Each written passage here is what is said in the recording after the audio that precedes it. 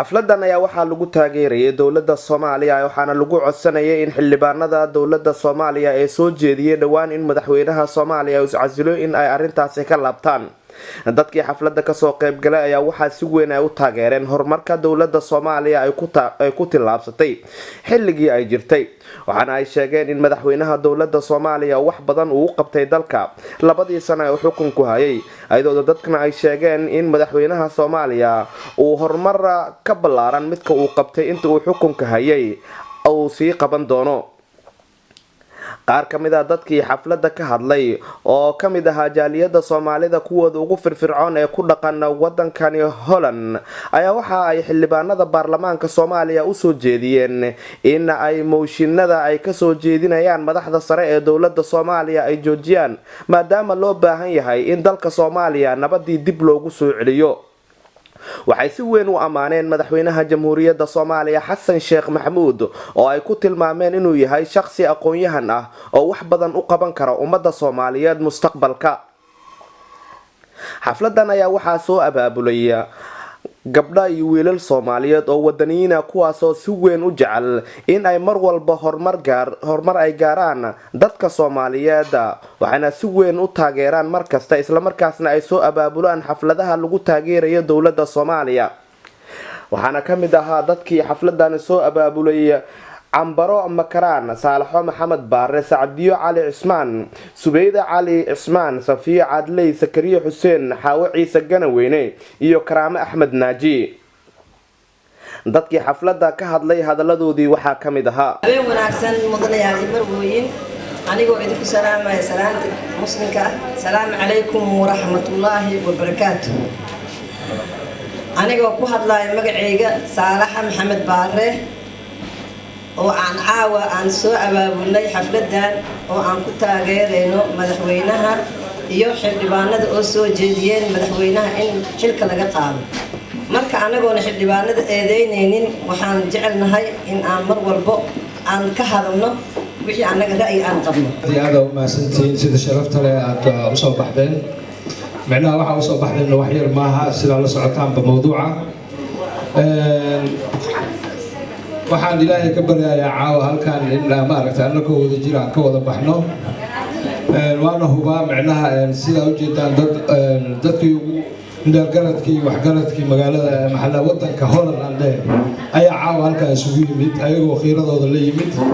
kana damqaday waxyaabahan maaragtay dhowrkii 20 sano la daba jiitamay. sida u jeedaan odayaasha dhinaca laga jiro dhinac bidix iyo midigba annaga isku keenidayna maaha kaliya maaragtay in aan isu cadino ama waa inaan go'aan gaarnaa shacab ahaan. dhibaatada dhanbo aamusnaanta shacabka ayaan buu arkaaba aniga arrimahan markii dadkan madaxeena isku kor haysta dad dowladoonan nahay annaga dibad iyo maxallaha gudaha waa ku dhibaataysanahay khaasatan haddaan diaspora dibadda howlo badan la kala daadsan dowlad la'aan ma soconayno. marka insha Allah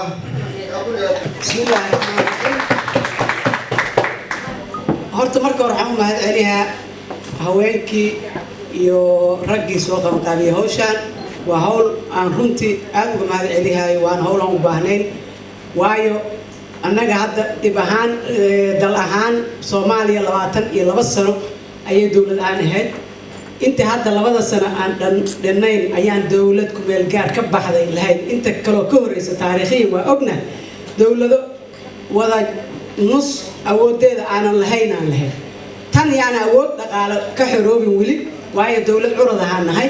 laakiin magac weyn oo ah inaan dowlad iskeed isu mateli kartana ayaa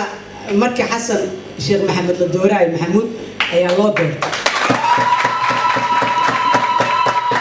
taas macnaheedu waxa waaye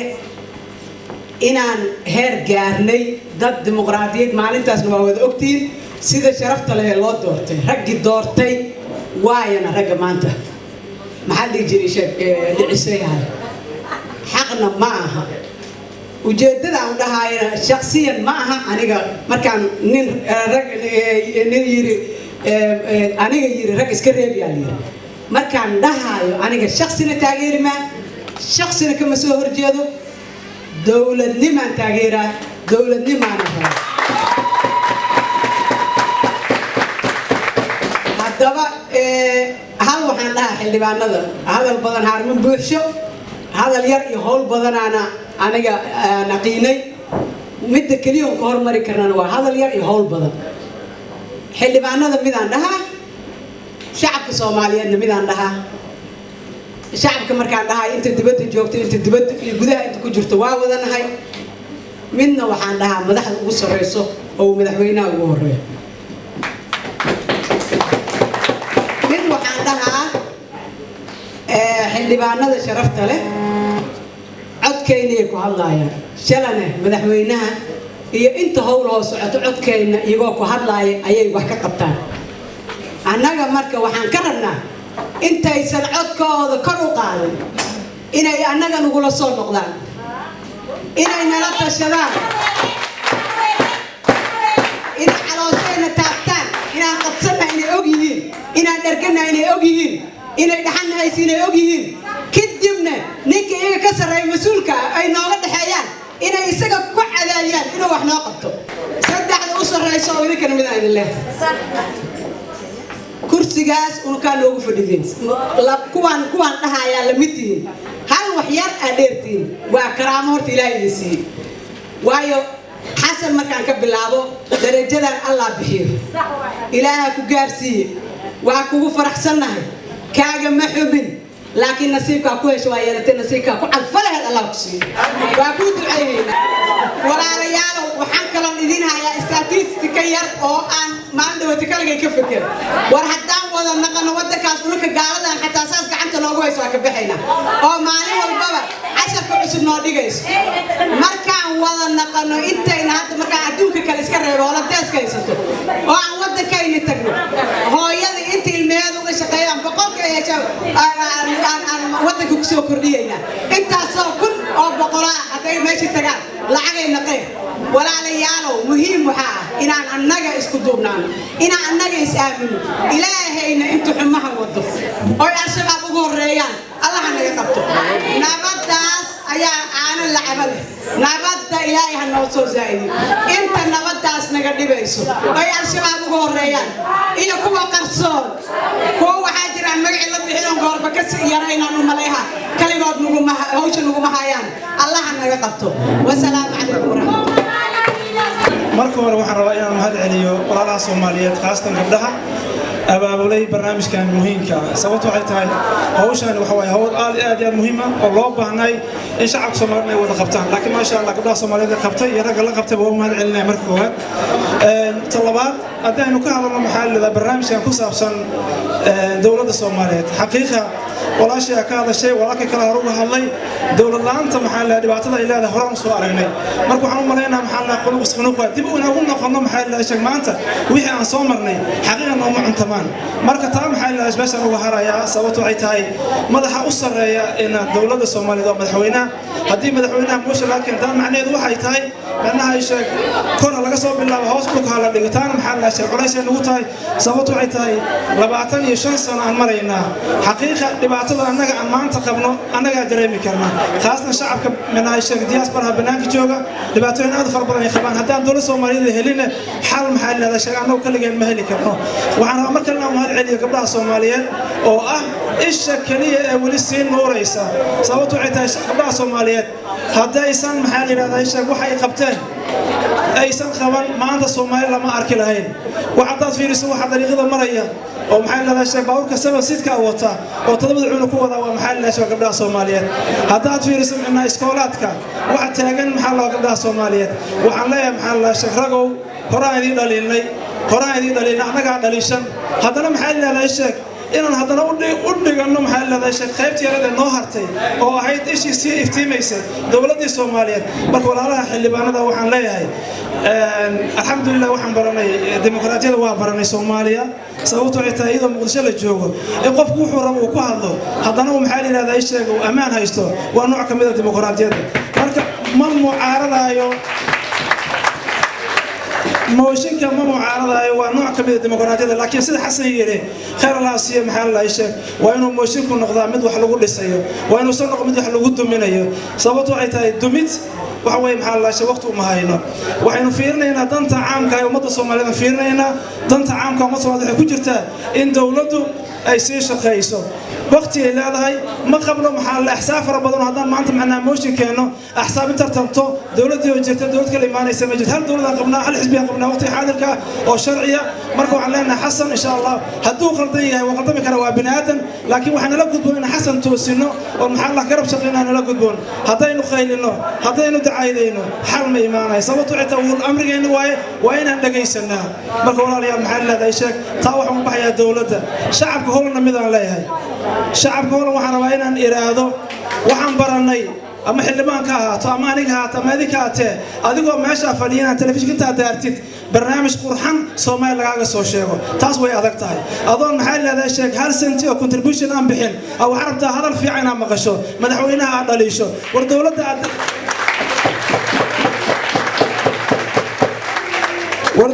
dhaliilaysaan maxaa ku darsateen marka ugu horeysa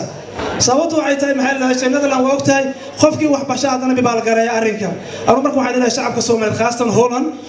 wadamada kale iska ilooba laakiin adinku waa inaad raadisaan kanaal Holland iyo maxaa la leeyahay sheeg maartay shilinka inta uga reedid minaha wadanka geeyay waa inaad raadisaan waa inaad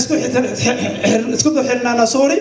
contribution aan baxsanaa ka bacdi aan la xisaabtanaa maxaa la sheeg dawladda iyo dadka xildhibaanada annagoo shilin baxsan waxba dhiibin cidna lama xisaabtama karno walaalayaal marka calay xal marka waxaan leeyahay gabdhaha Soomaaliyeed jazaakumullahu khayran la aantii Soomaali maxaa la shawaadimaysa insha Allah assalamu alaykum haddana waxaan soo dhaweynayaa Maxamed Cusmaan Guure inuu isagana fikradiisa uu soo gudbiyo gudoomiyaha foundation bismillahir rahmanir rahim alhamdulillahi rabbil alamin والصلاة والسلام على نبينا محمد وعلى آله وصحبه وسلم أما بعد قلت والله لما أنتين ودي السلام السلام كان السلام وكعب سقبيل الرقية عدو يقور مرتو لكن الرقية في الواحة أورلها ودن إني أورو ترادا لكن وعربا إنا ميشان كسو جيديو إنا نوتدت كسوها أبا الحفلة داني لليرد قويانين تا تدك ورياج جوغا ودبدي يقدامك يودي مادين odayaasha sheekhayaasha oo dhan meesha ka wada yimaadeen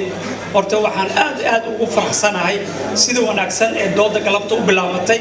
in la yiraahdo heed dan nooma ahee arintaani aan taageerno dawladda Soomaaliya waxaan ku taageeranaa maahan qabiil waxaan ku taageeranaa maahan caatifad waxaan ku taageeranaa maahan maanta dan nooma aha inaan maanta 4 sano asoo xasan dhamaystir rabo inuu horumarka waddan Soomaaliya soo gaarsiiyo marka waxaan leeyahay oo mar labaad ku soo celinayaa oo aan leeyahay waxaan aad ugu mahsanahay dhawaaqa ee reer Holland ay sameeyeen oo ah abaabulka soo abaabuleen ee baaqa adduunka u dirahayaan wadanka gudihiisa iyo dibadiisa waxaan aad ugu mahsanahay fikradda caafimaadka qabta oo mar kastaba lagu yiri marka waxa weeyaan hadda arinta aad sameeynaysan qabiil idima keenin in hebel maanta qabiil idima keenin baarlamaanka ma taageerisan waxa ku taageerisan kaliya waxa weeyaan qalad ugu masaxo hadduu madaxweynaha qaldamo waxay ahaan leed fadhiga miiska wada hadalka in laga wada dhaqaaqay laakiin motion caatifad ku jirto oo aan xal keeni karin oo ma aha ummadda Soomaaliyeed mid labaad fardinta rabeyna baarlamaanka u diro waxa weeyaan nidaam loo maraa jirto wasiir baa mas'uulka ah wadanka wasiirka miyaa la casilay miyaa motion loo keenay may oo madaxweyne maxaa ka doonaysaa shalay baa ra'iisul wasaare la xigdeeyay maanta ma waxa doonaysaa inaad ka bilowdo madaxweynihi arintan waa arin ka weyn looma socdo madaxweynaha xasan sheekh xasan waxa loo socdaa kaliya waxa weeyaan in ummadda Soomaaliya la baabiyo ha noqoto qabiil ha loo baabiyo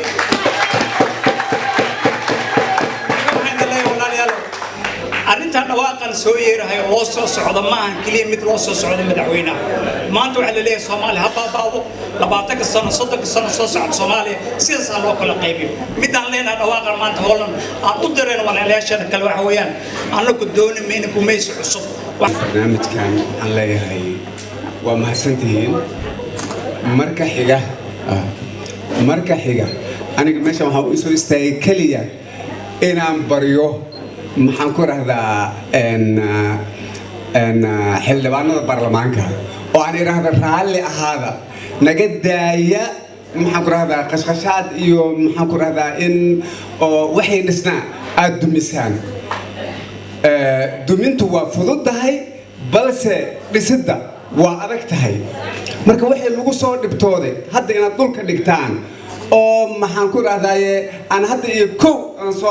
ay noqoto inaan soo bilowno aday dhib u leedahay aniga waxaan ahaa macallin beeralayna waa jeclaan lahaa maartay wadanka oo sida hadda uu ku socdo waa fiican tahay waa bilow fiican inay dhamaato oo aan qabowgaan ka tago oo aan beerteydii iska fasho ya waxaan ka soo jeedaa shabeellada hoose dad badan oo reer markaan meesha maanta ku arkayaan aad ugu farxay runtii oo aan muddo fog aanan arkin nabadaan jecelnahay dowladnimo ayaan aad u jecelnahay runtii waxaana lagu soo barbaariyey nabad iyo maxaan ku rahdaa in la tacbado oo la daaqsado muran kaleba aan la gelin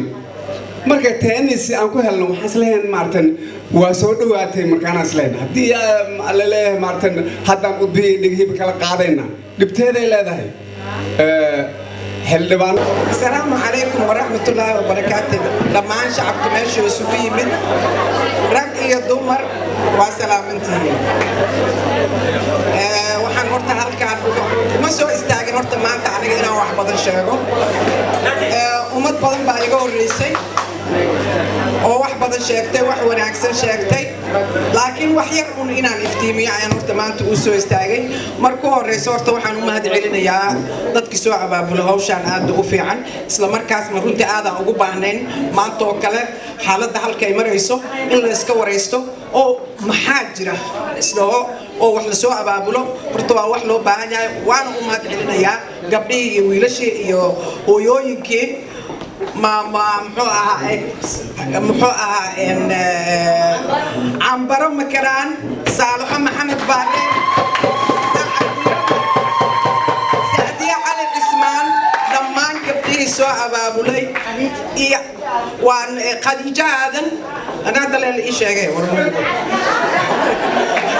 kuwaanaa magacdeeda laysiiya runtii iga raadloo khadiijo dadkoo dhanba waa u mahad celinayaa waana wax wanaagsan runtii in maanta oo kaleeto wax la isu sheego runtii aniga horta marka ma yeelayno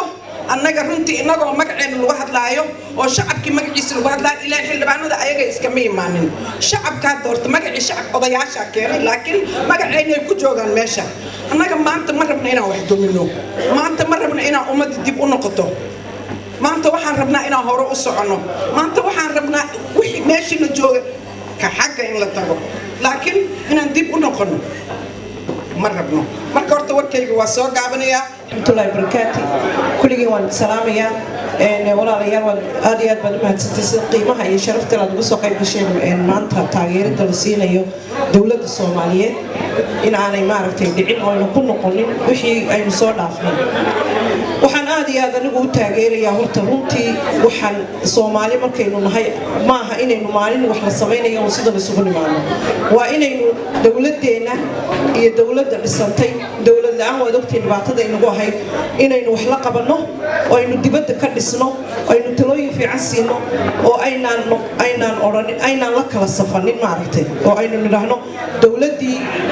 لا دورتي waxaan doonaynaa inay noo istaagto runtiina anigu kulay kama soo horjeedo in wax la dhaliilo kama soo horjeedo in wax maaragtay la mucaarado laakiin waa in wax la wada doonayo maaha waan ku mucaaraday anaa wax doonaya adigu iska tag taas wax ku samaysmaya ma jiraan marka la rabo in wax la doonayo waa in wax la wada dhisaa miiska la isugu yimaadaa maaha qof maqan in laga tanaasulo oo ama madaxweynaha noqdo ama wasiir ha noqdo ma wax laguma xalinayo marka aniga keligay baa wax doonaya marka haddii la rabo in wax la saxo waa in miiska la isugu yimaadaa waa in madaxweynaha lala hadlaa waa in ra'iisul wasaaraha lala hadlaa waa in ra'iisul baarlamaanka lala hadlaa waa in maaragtay xildhibaanadu wax dhageystaan iyagana la dhageystaan isdhagaysi ayaa wadankeenu wax ku qaban karnaa Soomaali Maxamedina anigu waxaan aaminsanahay sida Cali sheegay inay hal tahay Soomaali Maxamed waa hal ilaahayna waxaan ka baryayaa inaan ilaahay ina kala saarin ayna kala bayhoofin insha Allah bismillaahi kariim inaynu noqono calankeeni buluugaha meeshu ka taagnaan jiray waa garanaysaa inuu ilaahay ka taago oo aynu meel isugu wada nimaano innaga diyaasbarada ah runtii wax ka dhacayo bannaanka wax xil weyn baa inaga saaran maaha maalin walba inaynu halkaa raadiyaha ka dhagaysano halkaa ka mucaan war wadankii waa inaan ku noqonaan tagnaa oo raggan dhibaatada la leeyahay habeen oo dhan bay soo jeedayaan ama madaxweyne ama ra'iisul wasaare ahade in aynu wax la qabanno oo taladeena iyo tusaalaheena ku darsan xasanna waxaan leenahay xasanow waa ka baxnay ku-meelgaadhkii waxaan haysanaa dowladda jamhuuriyadda ma nahay mise federaalka soomaaliya ayaan nahay waa ka baxnay tii ku-meelgaadhkahay insha allah bidmillaahi kariim waxaan ku dadaalaynaa inaynu halkaa ka taageerno nidhaahno halkaa ka wad khaladkiina yareeya wada jirna aan hadalka u wada qaadano waayo waxan waa dowladna madaxweyne leeyihiin soo wasaare leeyihiin inuu ku dheeriyo inaanu hadlin inaynu maartay dad halkan wax walba halkan aynu ku aragnay waxaan leenahay ilaahay la garab qabto xasan ilaahay la garab qabto intii dowladiisa ana ilaahay la garab qabto insha Allah billahi kariim ay hadana isku salaama walaalaha muslimiinta assalaamu alaykum wa rahmatullahi wa barakatuh Soomaaliya dhibaato ku dhacday dhibaatada markay dhacaysay waxay ka bilaabatay waryaa la ilaaha illa allah waryaa islaanaho aqofdaha waryaa islaanaho aqofdaha ma loo baxay waxa loo baxaa waryaa reer hebel waa loo soo ordaa barigaas dhibaatada dhacday dhibaato barigaas ay dhacday marka aan duceysan caraala nagu dhacday waa inaan duceysanaa waa inaan iswada cafina hadda inta meesha joogta dhan ay iscafiyaan ilaahay jannadiisa naxariistiisa aan ugu kulmiyo wadankeena nabad Allah nooga dhigo wassalaamu calaykum waraxmatullah umada Soomaaliyeed yaxya wadani umada Soomaaliyeed yaxya wadani ala ogaado hoyna baqur alaha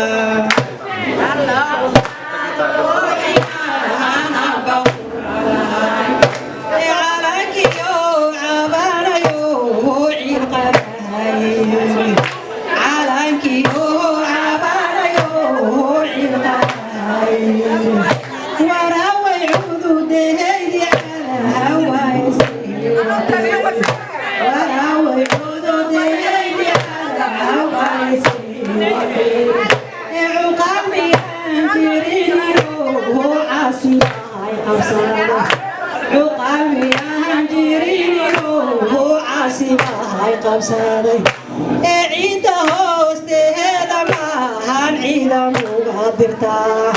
curaado cabdulahay hooleyga muucabtaa xagee banu cihiirsadaa cadinkaajiri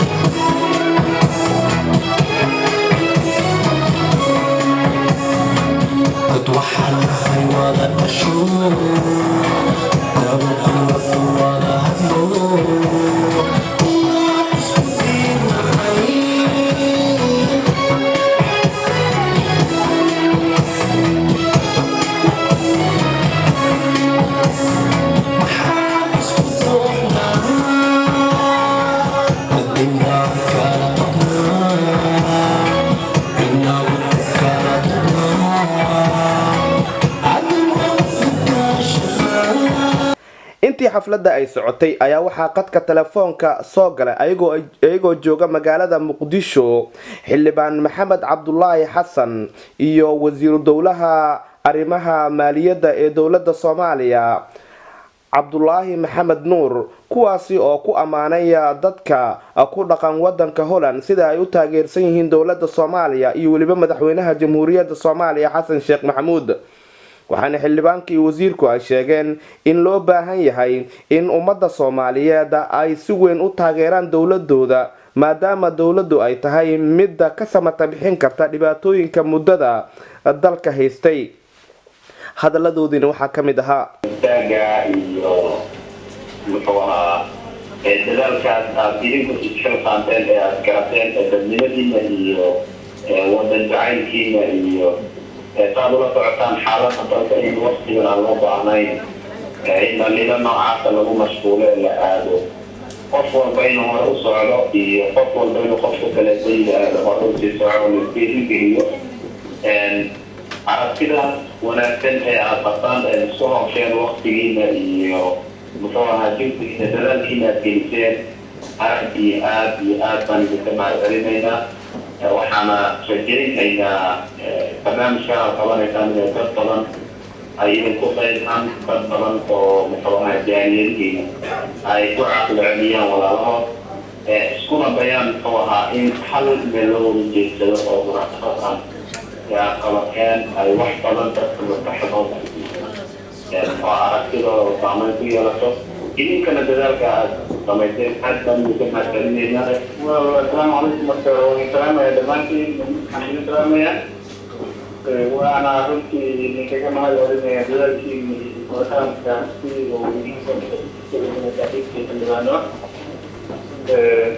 waxaa kaloo runtii aan aad idinkugu dhiirigelinayaa inaad sii wadaan dadaalada sidaan oo kale ah oo aad ku maangarinaysaa dirin horumarka dalka socda iyo qalabka dowladda guud ahaan sidaas lamida waxaan rajeynaa soomaalida kale meel walba joogto inaad sida isu dhaqaanteen oo kale isu dhaqaami doonaan intii